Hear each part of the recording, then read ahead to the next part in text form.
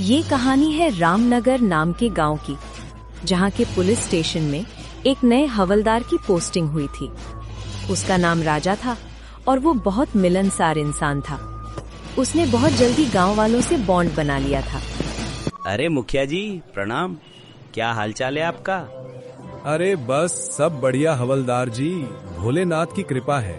वैसे भी सावन के महीने में हम थोड़े ज्यादा ही प्रसन्न रहते हैं। अरे ये बात तो सही कही आपने।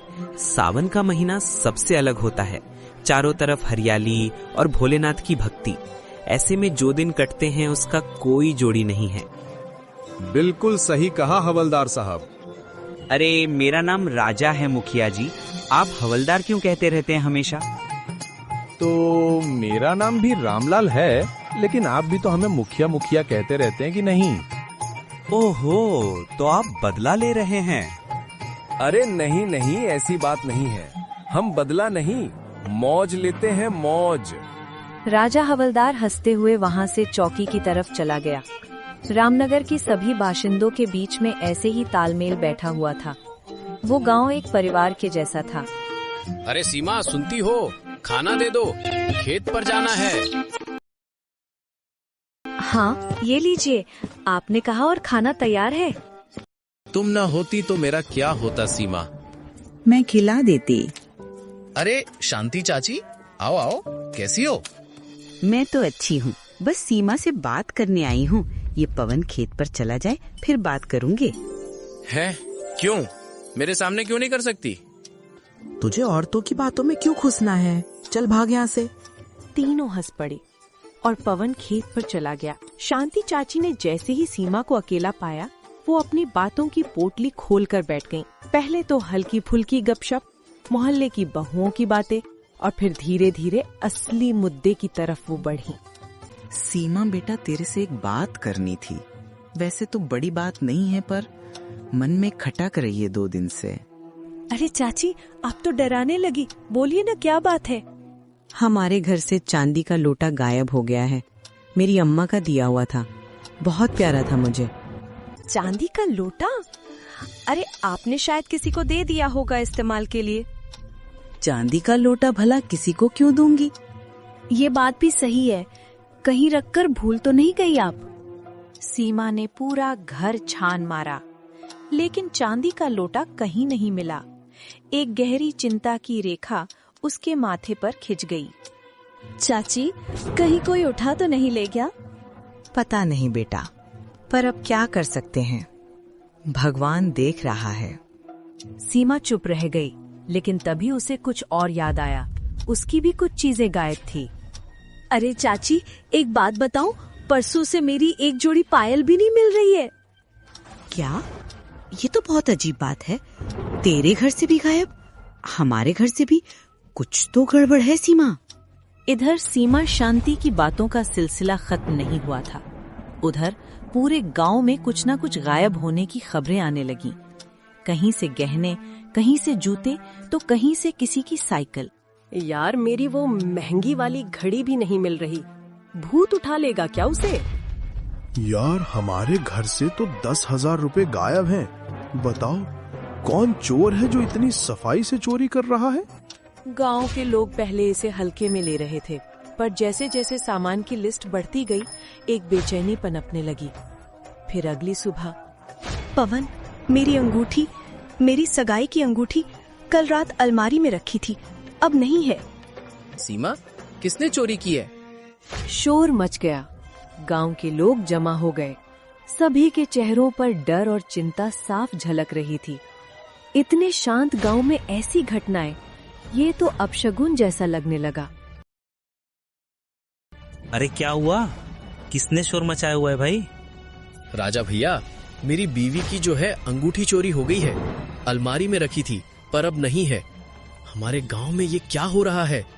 कौन है जो सबके घरों से चीजें उठा रहा है? अरे अरे, सब शांति रखो। हम भी चौकी में इस पर बात कर रहे थे। खबर पक्की है, एक गिरोह आया हुआ है इस इलाके में।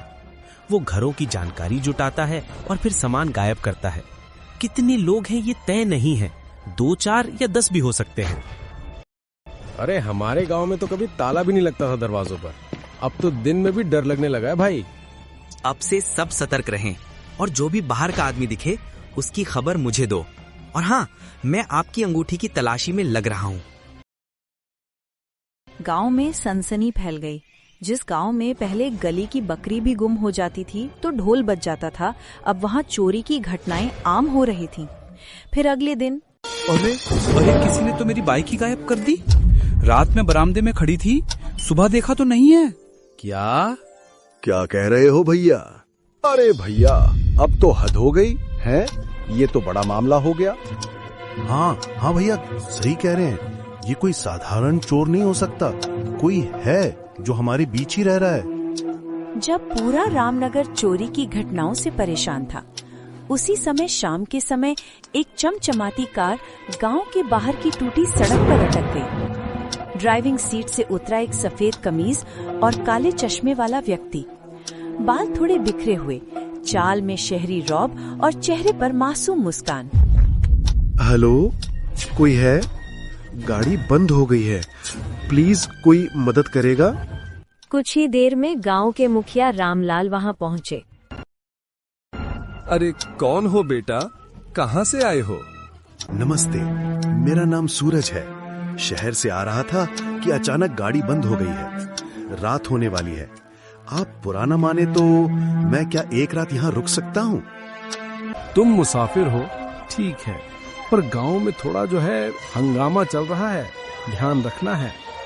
आप चिंता ना करें, मैं एकदम शरीफ और सीधा इंसान हूँ, किसी को परेशानी नहीं होगी।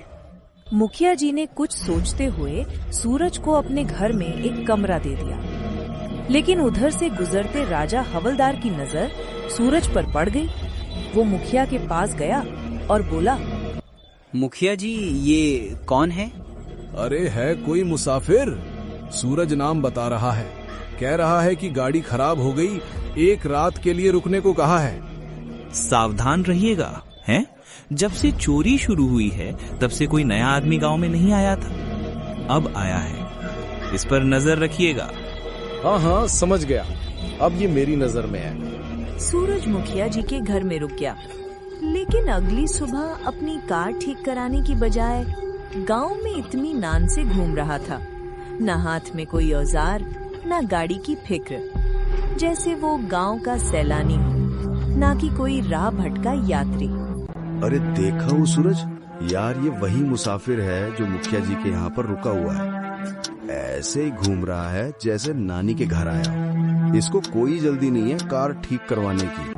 अजीब है। खबर आई कि बीती रात एक घर से मोबाइल चोरी हो गया। किसका मोबाइल गया? अरे मेरा। अरे चार्ज पर लगाया था, सोचा था कि रात को जो है चुनिया से बात करूंगा, लेकिन सुबह देखा तो गायब मिला भैया। अरे बेटा सूरज, तुम गांव में ऐसे मस्ती से क्यों घूम रहे हो भाई? तुम्हारी गाड़ी कब ठीक होगी? मुखिया जी, पहली बार किसी गांव में आया हूँ, थोड़ा एक्सप्लोर करना चाहता हूँ। बहुत सुंदर गांव है आपका, शांति, हरियाली और हाँ, अपनापन भी। हम सुंदर तो हैं, पर तुम जो है अपनी गाड़ी पे ध्यान दो, वो ज्यादा जरूरी है। सूरज ने मुस्कुराते हुए सिर हिलाया, लेकिन गांव के लोगों की आंखों में अब संदेह गहरा होने लगा था। पता नहीं क्या हो रहा है यहाँ पर। चौकी में भी यही बात चल रही है, लेकिन कोई सबूत ही नहीं मिलता। किस बात की चर्चा हो रही है? आप लोग इतने तनाव में क्यों हैं? अरे तुम्हें नहीं पता है, गांव में एक के बाद एक चोरी हो रही है, चप्पल से लेके मोबाइल तक, और अब तो अंगूठी और बाइक भी। ओहो, बहुत बुरा हुआ। तो फिर जल्दी ही मुझे यहाँ से निकल जाना चाहिए। मैं आज ही मैकेनिक ढूंढता हूँ। पर उस दिन भी सूरज ने ना तो किसी मैकेनिक से बात की और न ही खुद गाड़ी खोलने की कोशिश की। वो बस मुस्कुराता रहा, टहलता रहा। फिर उसी रात पवन को नींद नहीं आ रही थी, उसे कुछ बेचैनी सी हो रही थी। तभी उसने देखा कि कोई एक परछाई गलियों में घूम रही है। अरे ये कौन है? पवन ने चप्पलें पहनी और चुपचाप उसका पीछा किया। परछाई ने मोड़ लिया। पवन ने आंखें गड़ा दी। सूरज, वो सूरज ही था मुसाफिर जो अब गांव की गलियों में रातों में भटकता रहता था। पवन ने कुछ नहीं कहा, बस वापस लौट आया और सुबह होते ही राजा से मिलने पहुंचा। राजा भैया, मैंने जो है सूरज को रात में गलियों में घूमते हुए देखा। हाँ, जरूर कोई गड़बड़ है। मैं भी जगा हुआ था कल रात। मैंने उसे पेड़ पर चढ़ते हुए देखा। सोच रहा था कि देखूं वो कर क्या रहा है, पर कुछ समझ में नहीं आया। राजा और पवन अब सीरियस हो चुके थे। गांव में सूरज के रहस्य को सुलझाना जरूरी हो गया था। बस अब बहुत हो गया, चलो उसकी गाड़ी चेक करते हैं। गांव के लोग सूरज की गाड़ी की ओर बढ़े, पर जब दरवाजा खोलने की कोशिश की तो वो लॉक थी। अरे खोलो खोलो, अरे भैया देखना है कि इसके अंदर क्या छुपा है। हाँ। अरे अरे ये क्या कर रहे हैं आप लोग? ये मेरी गाड़ी है भाई। देखो भाई, तुम्हारी गाड़ी 2 दिन से यहाँ पर खड़ी है। ना मैकेनिक को बुलाया तुमने, ना ही कुछ किया इस पे। अब बताओ तुम कब जा रहे हो? मैंने गांव के बाहर वाले मैकेनिक को दिखाया था, पर उसे कुछ समझ में नहीं आ रहा है, तो अब मैं अपना आदमी भेजता हूँ, वो सही करवा देगा। अब और नहीं रुकोगे तुम? ठीक है, बस एक रात और, सुबह निकल जाऊंगा। ठीक है। फिर एक रात आई। पवन और राजा अब चुपचाप निगरानी कर रहे थे। तभी देखा कि एक परछाई फिर किसी के घर में घुस गई। अरे भैया, वो रहा चोर, यही मौका है। चलो। दोनों दबे पांव उस घर की ओर गए, झटके से दरवाजा खोला और पकड़ लिया उस परछाई को। अरे पकड़ लिया, पकड़ लिया। अब बता, कौन है तू? कौन है तू? सूरज ही है ना? मुंह दिखा जरा अपना। लेकिन वो सूरज नहीं था, बल्कि शांति का बेटा गौरव था। अरे रे, मैं अपनी गर्लफ्रेंड से मिलने आया था। घर में वो अकेली थी, इसलिए प्लीज हमारी माँ बाप को मत बताना, हमारी जान चली जाएगी। अरे ओ, चोरी नहीं, इश्क हो रहा था यहाँ तो हैं। अरे मोरी मैया, इस गांव में अब प्यार भी चोरी जैसा हो गया है। चलो बच्चों, इस बार बच गए, लेकिन अगली बार सीधे पंचायत में मुलाकात होगी। पवन और राजा उस मोहब्बत की गलती वाले घर से हंसते हुए बाहर निकले ही थे कि अचानक राजा की नजर एक खंबे की ओर गई। चौंक कर उसने पवन की बांह पकड़ी। अबे सूरज कहीं के, अरे ये फिर चढ़ गया। अबे ओ मुसाफिर, नीचे उतर। सूरज सकपकाया जैसे जोरंगे हाथ पकड़ा गया हो, फौरन नीचे उतरा। अबे कभी पेड़ पे, कभी खंभे पे, क्या खोज रहे हो ऊपर ऊपर हैं? अरे कुछ नहीं, वो कहना कि नींद नहीं आती तो बस ऐसे ही टहलता रहता हूँ, और थोड़ी ऊंचाई से गांव को देखना बड़ा अच्छा लगता है मुझे। हैं? रात में पेड़ों पर चढ़ाई, ये कोई योग साधना चल रही है क्या? बस बहुत हो गया, चलो मुखिया जी के पास चलो। दोनों उसे लेकर मुखिया के पास पहुँचे। मुखिया जी, ये जो आपके यहाँ रुका है, आपको पता भी नहीं चलता कि ये कब घर से गायब हो जाता है? अभी खंबे पे था, कल पेड़ पे था। आप जो है इसे घर में बंद करके रखिए। हाँ, जब तक इसकी गाड़ी ठीक ना हो जाए ये बाहर नहीं निकलेगा, ठीक है? जब तक गाड़ी सही नहीं होती ये मेरे घर में ही रहेगा। राजा और पवन जाने को ही थे कि राजा एकदम से रुक गया। रुको, मुझे अब इस मुसाफिर पर एक कौड़ी का भी भरोसा नहीं रहा, और मुझे लगता है कि इसकी गाड़ी भी एकदम सही है। चलो देख लेते हैं। सूरज के चेहरे पर हल्की घबराहट थी। राजा और पवन उसके साथ गाड़ी के पास पहुँचे। सुबह लगभग हो चुकी थी। हाँ भाई, चाबी निकालो और चलाओ इसे। पर मैंने बताया था ना कि। अरे भाई चलाओ इसे। राजा ने चाबी घुमाई और इंजन एक झटके में स्टार्ट हो गया। देखा, अरे हम नहीं कह रहे थे इसकी गाड़ी एकदम सही है? अब पुलिस आएगी और तेला तमाशा यही खत्म होगा। अरे अरे रुको रुको भाई, सिर्फ इतना ही काफी नहीं है इसे चोर साबित करने के लिए। मैं कहता हूँ कि एक दिन और रुक के देखना चाहिए। अगर ये चोर नहीं निकला तो हमारा गांव बदनाम हो जाएगा। अरे तू चुप रहे। और मुखिया जी, ये आदमी यहाँ झूठ बोल रहा है। गाड़ी ठीक है, फिर भी ठहरा हुआ है, ये चोरी से कम नहीं है। तभी भीड़ जमा हो गई। गांव वाले आ गए, सबकी आंखों में सवाल थे। तभी सूरज ने एक अजब बात कही। वैसे इतनी चोरियां हुई, लेकिन राजा जी के यहाँ कभी कुछ चोरी नहीं हुआ। ऐसा कैसे? इसका कोई मतलब नहीं है। चोर को अभी मौका नहीं मिला मेरे घर का, और फिर मैं हवलदार हूँ, चोर डर रहा होगा। चोर किसी से नहीं डरते। अरे चुप रहो, एक हवलदार पर इल्जाम लगाते हो। अब देखो मैं क्या करता हूँ। राजा ने सूरज के हाथ में हथकड़ी डाल दी। एक पुलिस वाले पर उंगली उठाने के जुर्म में मैं तुझे गिरफ्तार करता हूँ। हाँ, तो सुनो, असली गिरफ्तारी अब होगी। मैंने पुलिस को पहले ही बुला लिया। सायरन की आवाज आई। पुलिस जीप गांव में घुसी। गांव वाले चौंक गए।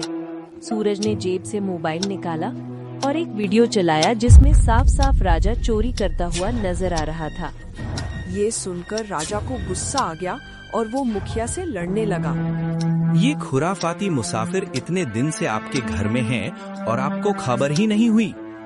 देखो भाई, इस मुसाफिर को जो है मैंने ही बुलाया था, और बात दरअसल ये है कि ये क्राइम ब्रांच से एक अंडरकवर अफसर है। क्या कहा? अफसर धोखा? अरे धोखा नहीं, चाल थी। धोखा तो तुमने दिया हमें, क्योंकि तुम कोई हवलदार नहीं, चोर हो। क्या कहा? क्या कह रहे हो भैया मुखिया जी? हाँ, असल में ऐसा था कि हमारे गांव की चौकी में हवलदार की पोस्टिंग होने वाली थी। इस चोर को ये पता चल गया और ये उसकी जगह आ गया, क्योंकि असली हवलदार को आने में कुछ दिन बाकी थे। हाँ, जब मुझे इस पर शक हुआ तो मैंने सबसे पहले इसका ही बायोडेटा निकाला। तब पता चला कि राजा नाम का तो कोई हवलदार आना ही नहीं था यहाँ पर। असली हवलदार ये है मिस्टर पांडे, जो आज ही आए हैं। नमस्ते जी, नमस्ते। राजा ने भागने की कोशिश की, लेकिन पुलिस ने उसे पकड़कर हथकड़ी लगा दी। माफ कर दो, मुझसे गलती हो गई। मेरे ऊपर बहुत कर्जा हो गया था, इसलिए ये करना पड़ा। अरे गलती? अरे भैया, हमें लूट लिया और कह रहे हो गलती? अरे शर्म करो भैया, शर्म करो। अरे भैया, कौन सी गलती? ए साले, कूट देंगे बता रहे। तलाशी लो। राजा के घर की तलाशी लो। राजा के घर से चोरी का सारा सामान मिल गया। कुछ चीजें उसने बेच दी थी, उसके लिए जुर्माना लगाया गया। सूरज ने हर एक पीड़ित को उनका सामान लौटाया। रामनगर के लोग उस दिन एक सबक सीख गए कि सच्चाई चाहे देर से सामने आए, पर जब आती है तो हर झूठ का चेहरा बेनकाब कर देती है। क्योंकि धोखा चाहे मुस्कान में छिपा हो, उसका अंत हमेशा जेल की सलाखों के पीछे होता है।